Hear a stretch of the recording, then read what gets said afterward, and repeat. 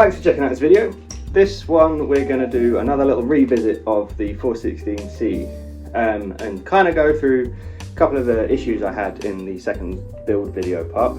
If you haven't watched that, go check it out and this will make a lot more sense. You don't have to check all of it out, it's like an hour-long video, but definitely give it a skim through so that you get the context of what I'm about to be talking about here. So, for YouTube, this is a toy gun. It fires little 6mm plastic BBs. It's not loaded. I'm not going to load it in this video. This isn't a test shoot or anything like that. Even if it was loaded, it couldn't hurt anyone or anything.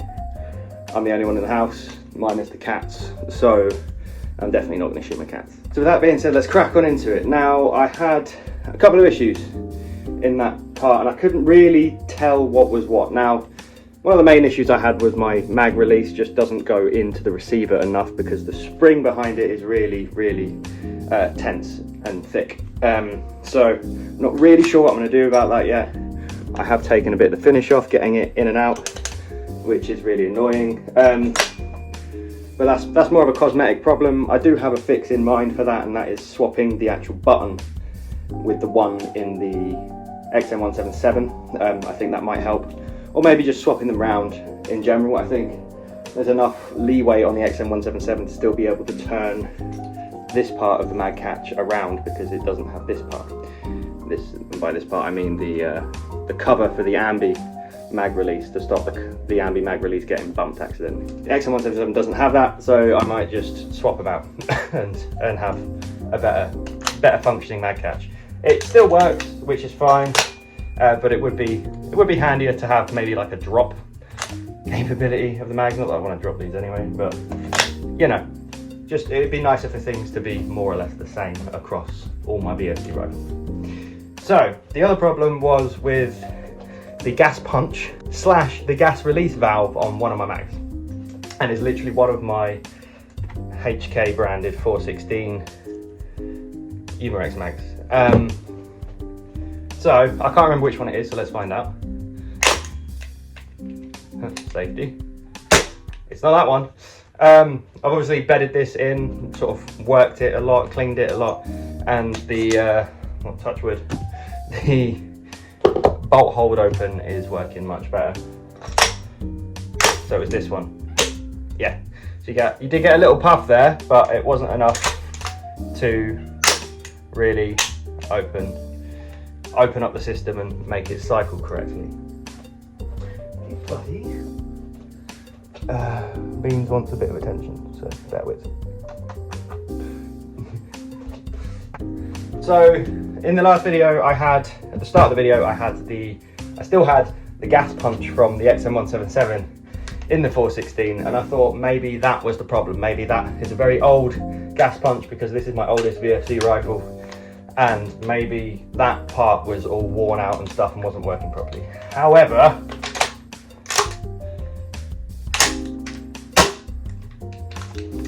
one mag, other mag's over here.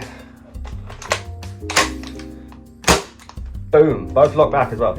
So I think that rules out it being a problem with the VFC V3 gas punch, which, to be honest, I'm quite relieved about because I didn't want there to be an inherent problem with the design of the gun affecting my ability to use it, and not having that confidence when you're in game that your gun's going to go bang when you pull the trigger is quite important. What's up, Beans? Such a fucking needy cat. Come on.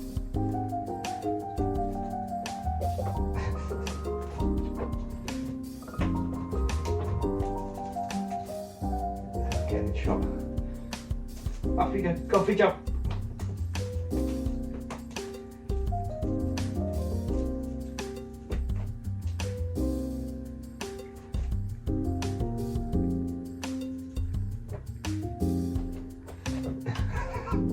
Anyway, so I was quite relieved when I figured out that it wasn't to do with the VFC V3 gas punch, even though this one does look like it's worn slightly. Go back and watch that video to find it, where I compared them, and it does look like it's missing a bit of material that's sort of worn away over the couple of years that I've been using it. I do use this a lot. Like, I don't just play games with it, I dry fire it a lot. I shot it in my old garden a lot, so it got a lot of rounds through it. Probably like 20,000 shots of ammo, and then just all the dry firing and fucking around with it, making videos, all of it. So this is quite used. I've given this quite a excessive fast break-in compared to what most people might do. So then what is it about this gun, because it's been in with the old gas punch and the new gas punch in this gun, that makes it not like it? And I honestly don't fucking know. It's really annoying. It doesn't do it in the M16 either. And this is a newer gun than the XM177.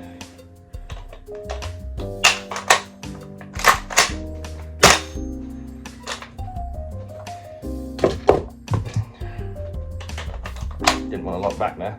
There we go. So that's both mags. Just gonna get that to lock back again. Again, the lock back, I will cover it in this video as well.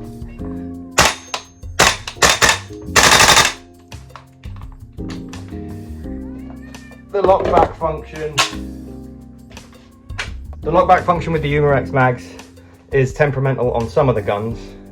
Seems to be working fine on the XM177 and on the 416, but just because these toppers are for the black BCM Stanag mags, they're not for the HK mags.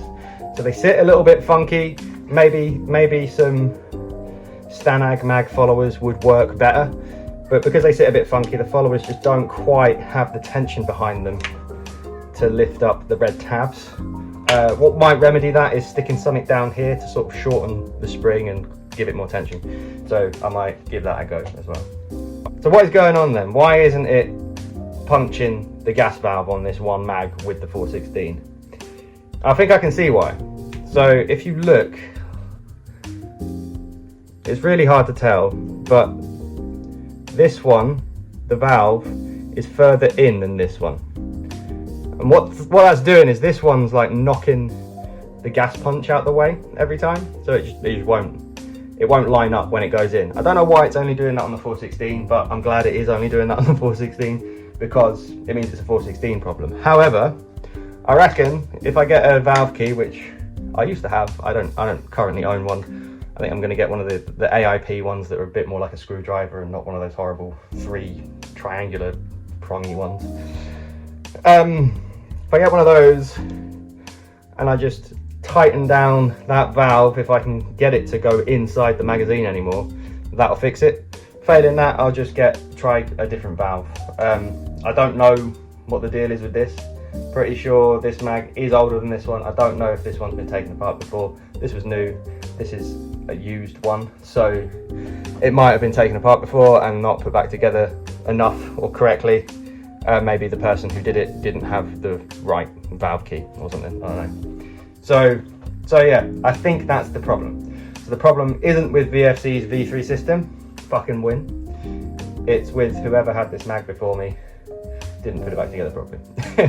So that is a relief. Now, why it still works on the XM and the M16, who knows, right? But at least we know what we know, and we know hopefully how to fix it. Other than that, gun seems to function well. I don't know which mag this is. This is probably the shit one. Yep. So rate of fire wise, with the recoil system I've got going on right now, it's pretty cool. I was considering getting the proper VFC 416C recoil system. I might still do it. It's not very expensive. It's about 25 quid. But shipping at the moment, with everything that's going on in the world, shipping from that part of the world is actually more expensive. I think I had a cart with something in it for 15 quid and the shipping was 15 quid, and I was like, nah, I'm not gonna do that. And it kind of like increases unproportionately by the seams of it. So at the moment, getting little bits and bobs from Asia is just not really worth it. But check this out. Not bad. I've not put any bullets through this yet. I've not put any BBs through it. I don't know how well it's actually gonna cycle and feed and stuff. But for a custom little build. That's pretty cool. Part of me does want the proper 416C recoil system in there though, so I'll keep an eye on how much shipping costs and I'll get that as and when. It's not too expensive. So yeah, so I think that's a bit of a positive update on this. I'm very happy with how this has turned out so far. I love the look of it. I'm looking forward to taking it to like a CQB game. For the first game I'll probably have to take somewhat of a backup, but I'll keep it HK themed. I'll take my Marui AEP MP7 and my Marui USP compact. I've got a nice little torch on. Little cheap Inforce knockoff torch that costs 10 quid and it's actually fucking really good for 10 quid.